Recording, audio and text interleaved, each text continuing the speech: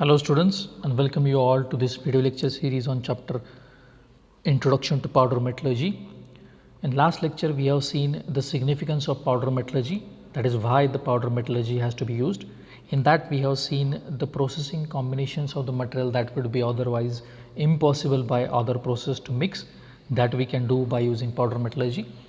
And also we have seen the processing of material with a very high melting point can be done by powder metallurgy. Products with a controlled level of porosity, that also can be prepared by powder metallurgy. Products with a superior properties and microstructure, that we can do by using a powder metallurgy. And powder metallurgy is having a very cost effective. These are the few significance by which we can use the powder metallurgy. For that purpose we have to use the powder metallurgy process. Secondly, we have seen the definition of powder metallurgy. Now powder metallurgy is the art and science of producing the powder and utilizing that powder to make the serviceable objects. Or second definition, we have seen the powder metallurgy is a processing technology in which the parts are produced by compacting, sintering the metallic or non-metallic powders. Also we have seen the powder metallurgy is an additive manufacturing process. It can be used for mass production, and subsequent further machining processes are also not required for the powder metallurgy products. And also we can make the powder metallurgy product from 2 kg to 20 kg. Also we have seen the powder particle size can vary from 2 micron to 200 micrometers, that also we have seen. And powder metallurgy we can use the metals as well as some non-metals also to make the components, that also we have seen in the first lecture of the introduction of this chapter. Now in this lecture we will see the steps in powder metallurgy process. What are the various actual processes which has to be done to produce the final component of powder metallurgy. So firstly, the first step is preparation of metallic powder. Now you need to produce the metallic powder by various processes. That processes we will see in next lecture, don't worry. Now in this lecture just we will find the steps in the powder metallurgy process. First step is preparation of metallic powder. So generally the metals are occurring in nature, in some metals are free form, some metals are occurring in the compound or in the form of ores that need to be extracted from that and find the pure metallic powder, that we will study which are the various methods to prepare the powder. But first step is production of metallic powder.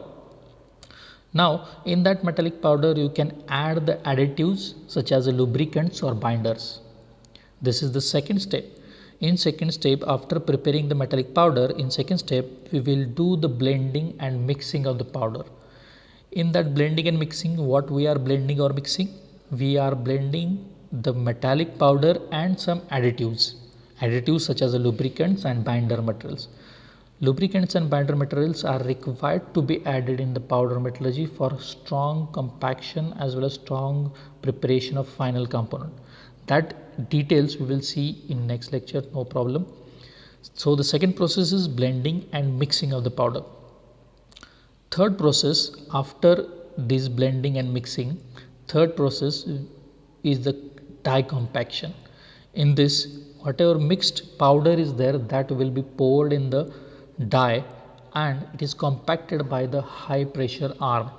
That arm will apply high pressure on that powder and it will compact your powder so that it will form a loose or a green component.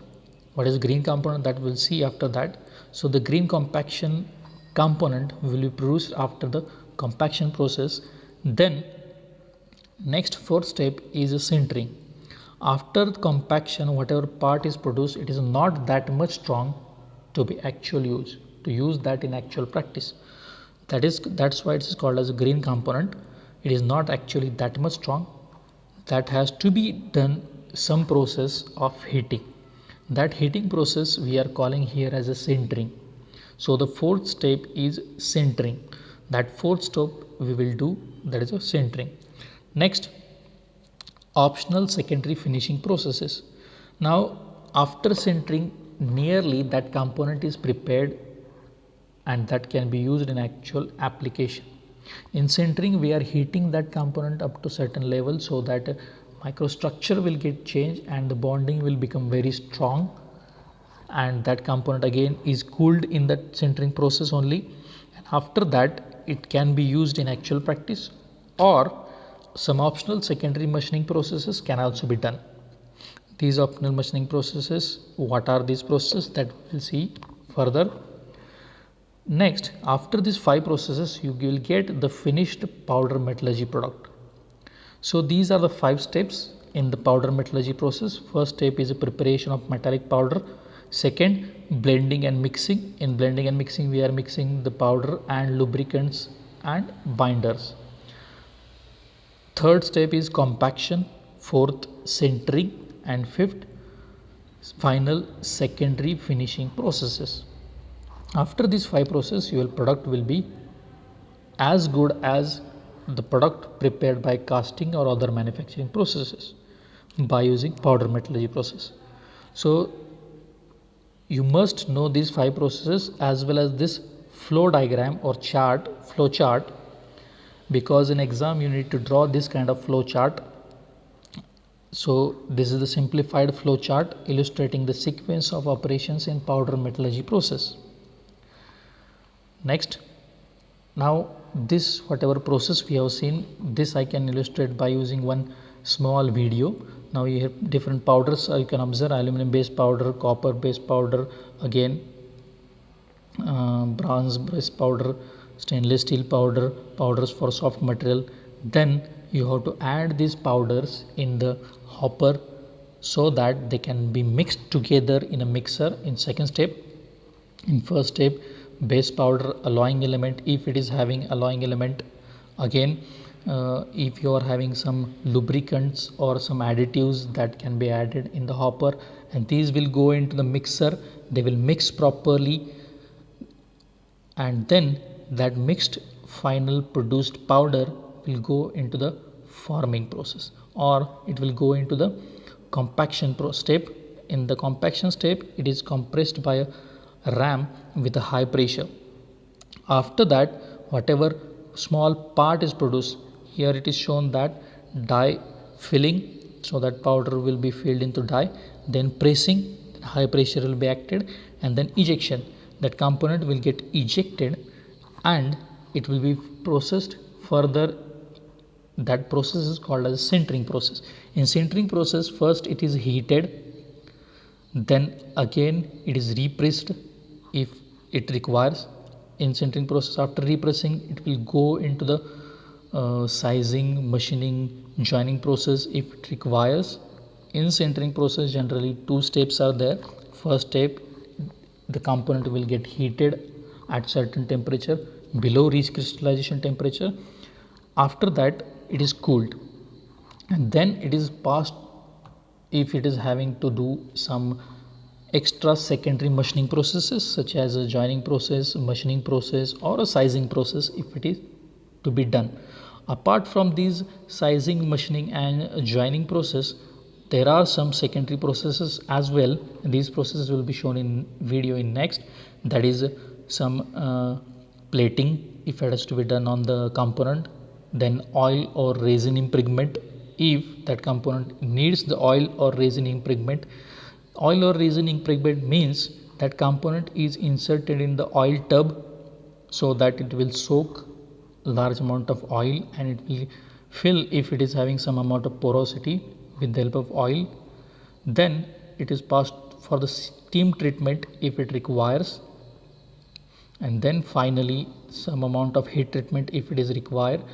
Previously in sintering, we have heated that component for strong bonding of the particles in that compressed part. Here heat treatment is used for some different purpose. So if suppose the component is such that outer surface need to be very hard and inner surface need softer, so that process we are calling as a case hardening. Such processes we can do here in a heat treatment. And after that, if it is having some heat treatment process, it is completed and then it is dispatched for the final product. You will get this kind of finished product at the end. So this is the total process by using powder metallurgy, a complete cycle I have shown here. Once again I will repeat this video, just you observe this video.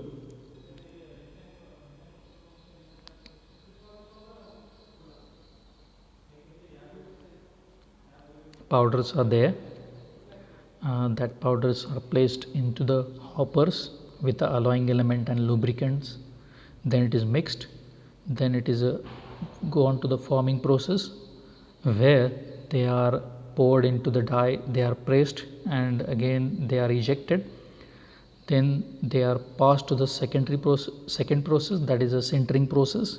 There they are heated, then they are cooled.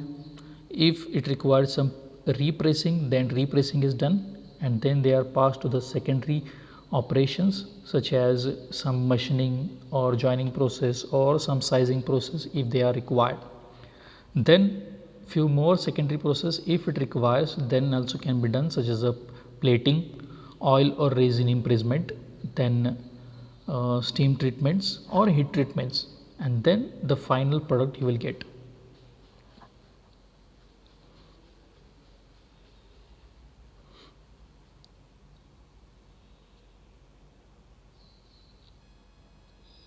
So these are the process mainly which you have to do while producing the component by using powder metallurgy. Then the selection of materials in the powder metallurgy is determined by two factors. Whenever you are preparing a component, that component must have some desired properties, and for that these properties will be based on the powder which you are using. Now the selection of this material in the powder metallurgy is determined by two factors, such as the alloying required in the finished product, and secondly the physical characteristics needed in the powder. So the alloying required, that means if you are producing one kind of steel, so it is an alloy of iron and carbon. So iron carbon you need to mix to each other and produce the steel. So that powder will be of iron as well as carbon, so that they will mix together and form iron carbon. So actually the iron carbon is not steel is not prepared by this powder metallurgy, but just I have told one example, certain alloying element, and these are the components which has to be prepared in the form of powder, and then they are mixed so that the final product will be produced. Secondly, the physical characteristics needed in the powder. So physical characteristic means suppose you need a larger amount of porosity in the final product, so then the powder to be produced is little bit larger in size, so that there may be a great amount of porosity in the final product. If you need a dense part, then you can use a smaller amount of powder to be produced of the raw materials. So the selection of material will depend on these two things, alloying element as well, alloy required, as well as the physical characteristics needed in the powder.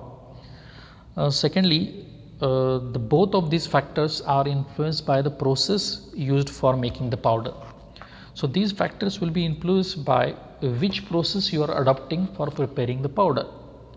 So therefore it is very important to study what are the various processes by which you can produce the powder, so that we can take that powder and produce the final component by using powder metallurgy process. Now you have seen in that process you require, the first step is preparation of powder. So in that preparation of powder, what are the various processes, that we will see in the next lecture. Thanks for watching.